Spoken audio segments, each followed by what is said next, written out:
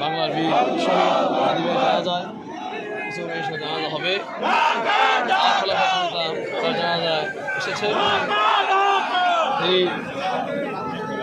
এই বাংলাদেশের ইনসাফ ভিত্তিক রাষ্ট্র কায়েম করার জন্য শপথ রেখেছিলেন। মুসলিমদের বিরুদ্ধে জুলাইকে দাঁড়ানো করেছিলেন এবং ভারতীয় আধিপত্যের বিরুদ্ধে বাংলাদেশের সবচেয়ে বলিষ্ঠ কণ্ঠস্বর ছিলেন।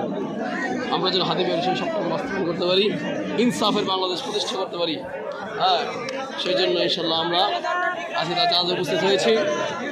আপনারা দেখতে পাচ্ছেন লক্ষ লক্ষ মানুষ আজকে তার ভালোবাসা সিক্ত হয়ে তার জানাজায় অংশগ্রহণ করার জন্য এসেছে। আমরা জাতীয় সংসদের সামনে আছি। আমরা আপনাদেরকে আশাবাণী শোনাতে চাই, আজকে এখানে জোহরের জামাত হয়েছে। ইনশাআল্লাহ তাআলা আজকের এই ভূমি আল্লাহ তাআলার কুদরতে পায় সেজদা দেওয়ার মাধ্যমে পবিত্র হয়েছে। একদিন ইনশাআল্লাহ অচিরেই এই সংসদে কালিমার মতো গর্বিত হবে ইনশাআল্লাহ।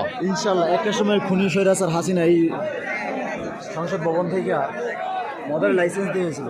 ইনশাআল্লাহ অতি শীঘ্রই আমাদের এই সংসদ ভবন থেকে কালিমার কথা হবে এবং কালিমার দাওয়া দেওয়া হবে ইনশাআল্লাহ।